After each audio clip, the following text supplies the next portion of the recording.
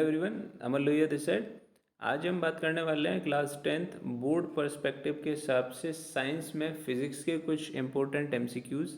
तो चलिए देखते हैं आइए कि करके इम्पोर्टेंट क्वेश्चंस। तो फर्स्ट क्वेश्चन हमसे पूछा जा रहा है, which one of the following statement is correct. इन सारी स्टेटमेंट्स में से, चार ऑप्शंस में से कौन सी स्टेटमेंट करेक्ट है। तो चलिए देख लेते हैं एक एक करके सारी स्टेटमेंट। फर्स्ट स्टेटमेंट में कहा जा रहा है the planet twinkle at night due to atmospheric refraction of light. देखिए ये स्टेटमेंट गलत है, क्योंकि प्लैनेट जो है वो ट्विंकल करते ही नहीं है। प्लैनेट की जगह अगर स्टार्स होता तो ये स्टेटमेंट सही भी हो जाती, बट प्लैनेट क्योंकि ट्विंकल नहीं करते हैं, therefore A statement is incorrect. क्योंकि ए स्टेटमेंट इनकरेक्ट है तो ए हमारा आंसर होगा नहीं, क्योंकि हमसे पूछा गया करेक्ट स्टेटमेंट। बी स्टेटमेंट देखते हैं, the stars appears higher in the sky than they actually are due to scattering of light. देखिए ये बात तो सही है कि स्टार्स अपीयर होते हैं हायर उनकी एक्चुअल हाइट से, बट इसके पीछे रीज़न स्कैटरिंग ऑफ लाइट नहीं है, इसके पीछे रीज़न है एटमॉस्फेरिक रिफ्रैक्शन। तो इस वजह से ऑप्शन नंबर बी भी आंसर नहीं होगा। सी ऑप्शन देख लेते हैं, the blue colour of sky is due to scattering of light. This is correct statement, ये स्टेटमेंट एकदम सही है, तो सी आंसर हो सकता है। क्योंकि एमसीक्यू बेस्ड है तो एक ही आंसर होगा, तो सी ही आंसर है। डी एक बार देख लेते हैं क्या है। The rainbow is produced by the reflection of white light by water drops in the atmosphere. ये स्टेटमेंट इनकरेक्ट है, क्योंकि रेनबो फॉर्मेशन में रिफ्लेक्शन ऑफ लाइट तो होता ही नहीं है। रेनबो फॉर्मेशन में जो मेन फेनोमेना होता है that is dispersion of light. और अगर हम सारे फेनोमेनास की बात करें तो रेनबो फॉर्म होता है, सबसे पहले रिफ्रैक्शन होता है, देन उसके बाद dispersion, then total internal reflection and then refraction. Reflection पूरे फेनोमेना में कहीं भी नहीं होता है, इसीलिए स्टेटमेंट इनकरेक्ट हो जाएगा डी। तो फर्स्ट वाले का आंसर हो जाएगा सी। नेक्स्ट क्वेश्चन नंबर सेकंड देख लेते हैं। क्वेश्चन नंबर सेकंड में पूछा जा रहा है which colour light scattered least by fog and smoke. कौन सी इनमें से जो ऑप्शन दिए हुए हैं इनमें से कौन सी लाइट लीस्ट स्कैटर्ड होती है। तो हमें पता है जो सबसे कम लीस्ट स्कैटर्ड होती है वो होती है रेड लाइट, और तो इसका आंसर हो जाना चाहिए डी। आपने ये भी सुना होगा कि जो डेंजर सिग्नल्स हैं वो ज़्यादातर रेड कलर के बनाए जाते हैं, या फिर जो स्टॉपिंग सिग्नल्स होते हैं वो भी रेड कलर के बनाए जाते हैं। इसके पीछे भी यही रीज़न है, बिकॉज रेड कलर जो होता है वो लाइट को मिनिमम स्कैटर्ड करता है, जिसकी वजह से इसे दूर डिस्टेंस से भी देखा जा सकता है, लार्ज डिस्टेंस से भी रेड कलर की जो लाइट होती है वो विजिबल होती है, because of its least scattered property.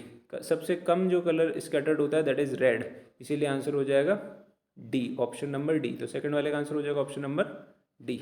आगे बढ़ते हैं, क्वेश्चन नंबर थर्ड देख लेते हैं। Question number third is asking when the light rays converge at a point in front of the retina then divert to form a blurred image on it, the defect is known as myopia.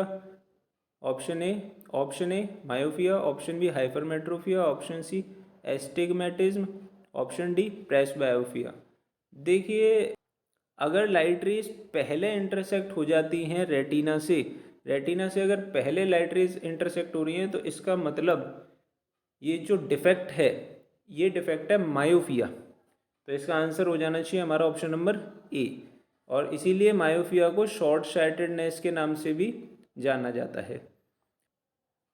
तो इसका answer हो जाएगा ए। चलिए next question देखते हैं। Question number 4, which of the following phenomena contribute significantly to the reddish appearance of the sun at sunrise and sunset. Question में पूछा जा रहा है कि इनमें से कौन सा फेनोमेना है जिसकी वजह से जो सन सनराइज और सनसेट के टाइम पर रेड कलर का दिखाई देता है, अपीयर होता है, कौन सा फेनोमेना है इस के पीछे। तो option A is dispersion of light, B scattering of light, C is total internal reflection, D is reflection of light from earth. देखिए इसके पीछे जो मेन फेनोमेना है that is scattering of light, option number B is correct answer. तो इसका answer हो जाएगा scattering of light. देखिए मैं आपको एक ट्रिक बता देता हूँ, जब भी कभी भी कलर की बात करेगा कि colour of sun reddish colour का क्यों होता है, या फिर colour of sky blue colour का क्यों शो होता है हमें स्काई, या फिर जो डीप ब्लू सी है वो ब्लू कलर की क्यों शो होती है, तो इन सब के पीछे एक स्पेसिफिक कलर की बात करी जा रही है। तो आप समझिए इसके पीछे जो फेनोमेना है that is scattering of light. तो मेन फेनोमेना हो जाएगा इसके पीछे स्कैटरिंग ऑफ लाइट, तो इसका आंसर भी हो जाएगा scattering of light. Next question देख लेते हैं। नेक्स्ट क्वेश्चन में फिफ्थ में हमसे पूछा जा रहा है, there are two wires of the same material but length and diameter of first wire are doubled of the second wire, then resistance of the first wire will be. देखिए question में पूछा जा रहा है हमसे, दो वायर हैं same material के हैं, नेचर सेम है, लेंथ और डायमीटर फर्स्ट वायर की डबल कर दी जा रही है, तो रेजिस्टेंस फर्स्ट वायर का सेकंड वायर के कंपैरिजन में कितना हो जाएगा। तो देखिए अगर हम कह रहे हैं कि लेंथ डबल हो जा रही है और बेसिकली अगर डायमीटर डबल करने की बात करी जा रही है, डायमीटर डबल का मतलब है रेडियस डबल, रेडियस डबल करने का मतलब है एरिया 4 टाइम्स हो रहा है, करेक्ट। और हमें पता है resistance is equal to rho L upon A होता है, तो resistance is equal to rho L upon A, और लेंथ भी डबल हो गई है और एरिया हो गया 4 टाइम्स, तो 2 से 4 कितने टाइम्स कैंसिल आउट हो जाएगा, 1/2 टाइम्स।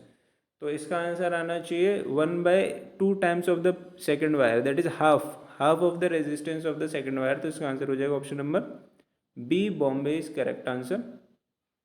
आगे बढ़ते हैं। Next question is which of these will consume most units of energy in a day. एक डे में इनमें से जो ऑप्शंस दिए हुए हैं इनमें से कौन से वाले केस में एनर्जी जो है वो सबसे ज़्यादा कंज्यूम होगी।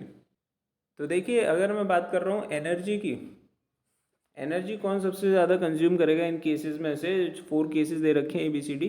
तो हमें पता है फॉर्मूला, पावर का फॉर्मूला होता है power is equal to work upon time, और we can say that power is equal to energy upon time. तो एनर्जी का फॉर्मूला बनेगा पावर मल्टीप्लाई बाय टाइम। तो पावर मल्टीप्लाई बाय अगर हम टाइम की बात करें तो हमें पावर भी दे रखी है हर केस में और टाइम भी दे रखा है। तो अगर हम पावर मल्टीप्लाई बाय टाइम करके ये चेक कर लेंगे इनमें से कौन सी वैल्यू सबसे ज़्यादा है, तो वही सबसे ज़्यादा एनर्जी कंज्यूम करेगा। तो देख लेते हैं, अगर 60 मल्टीप्लाई बाई 6 करें तो ये आ जाएगा 360, 30 multiply by 12 360 same, 20 multiply by 24 which is equal to 480। तो बी और ए तो हो नहीं सकते हैं, सी की ज़्यादा है, डी की और चेक कर लेते हैं, 100 मल्टीप्लाई बाई 200। तो इसका आंसर हो जाएगा सी, क्योंकि इसमें सबसे ज़्यादा एनर्जी कंज्यूम हो रही है, क्योंकि इन दोनों का मल्टीप्लिकेशन सबसे ज़्यादा आ रहा है, दैट इज़ 480। तो यहाँ से आंसर होना चाहिए हमारा सी, तो इसका करेक्ट आंसर होना चाहिए सी। यानी कि 20 वॉट का अगर कोई बल्ब होगा और वो 24 आवर्स यूज़ हो रहा है एक दिन में, तो ये सबसे ज़्यादा एनर्जी कंज्यूम करेगा। चलिए तो इसका आंसर हो जाएगा ऑप्शन नंबर सी, चेन्नई। Next question is 7th question. कहा जा रहा है 5 equal pieces of 25 ohm are connected in parallel, then their equivalent resistance will be. Question में पूछा जा रहा है अगर 5 इक्विवेलेंट 25 ओम के हर एक पीसेज जो है 25 ओम रेजिस्टेंस के और उन्हें पैरेलल में कनेक्ट कर दिया जाए तो इक्विवेलेंट रेजिस्टेंस क्या होगा। तो हमें पता है भाई रेजिस्टेंस पैरेलल में कनेक्टेड हो तो फॉर्मूला होता है 1/R is equal to 1/R1 plus 1/R2। इस तरीके से 5 टाइम्स है तो ये हो जाएगा 1/R is equal to 5 into 1/R, that is equal to 5/25। तो 1/R की वैल्यू आ जाएगी 5/25 विच इज इक्वल टू 1/5। तो 1/R अगर 1/5 है तो R की वैल्यू हो जाएगी 5। तो इसका आंसर होना चाहिए सी, 5 ओम। इक्विवेलेंट रेजिस्टेंस जो बनेगा 25 ओम के 5 वायर कनेक्ट करने में पैरेलल में, तो जो इक्विवेलेंट रेजिस्टेंस बनेगा पूरे सिस्टम का दैट इज़ 5 ओम। चलिए नेक्स्ट क्वेश्चन देख लेते हैं। क्वेश्चन नंबर 8 में कहा जा रहा है the wire having a red plastic covering is a. अगर बात करें हम जो नॉर्मली इलेक्ट्रिकल अप्लायंसेज में वायरिंग होती है तो उसमें हमने 3 वायर ज़्यादातर हमें देखने को मिलते हैं, that is red wire, green wire और ब्लैक वायर। तो रेड वायर जो बेसिकली रिप्रेजेंट करता है वो शो करता है लाइव वायर को, तो इसका आंसर हो जाएगा ऑप्शन नंबर ए। न्यूट्रल वायर बेसिकली ब्लैक होता है और अर्थ वायर ग्रीन कलर का देखने को मिलता है। तो हमसे क्योंकि रेड प्लास्टिक कवरिंग पूछी हुई है तो ये आंसर हो जाएगा इसका A which is live wire.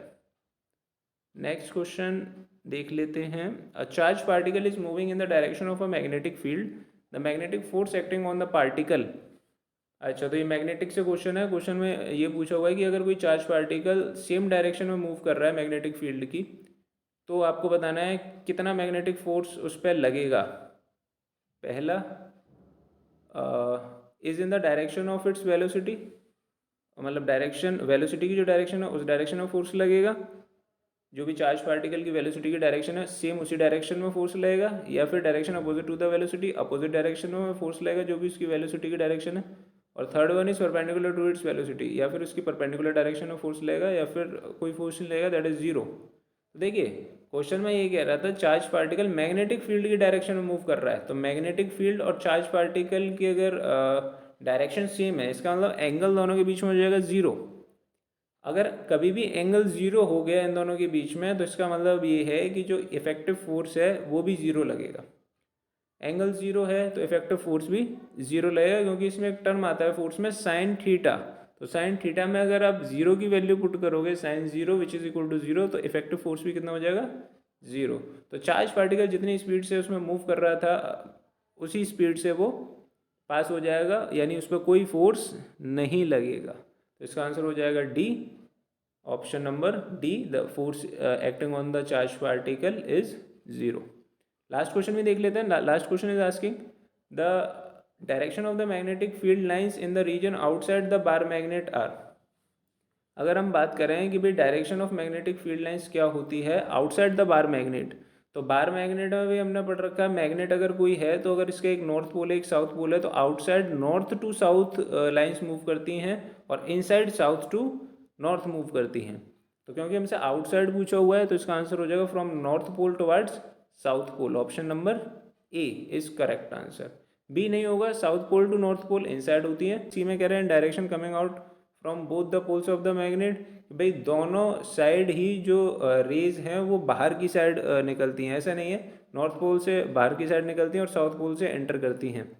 Similarly D वाले में बात करें तो coming entering in both side of the pole, दोनों साइड से एंटर करती हैं, ये भी गलत है। नॉर्थ से अभी मैंने बताया नॉर्थ से वो एग्जिट करती हैं और साउथ से एंटर करती हैं। तो इसका आंसर हो जाना चाहिए ऑप्शन नंबर ए। तो ये थी कुछ इंपॉर्टेंट क्वेश्चन की लिस्ट। आई होप आपको कुछ बेनिफिट मिला हो इससे। तो पढ़ते रहिए अपने बोर्ड एग्ज़ाम के लिए। मिलते हैं फिर नेक्स्ट क्लास में। Thank you.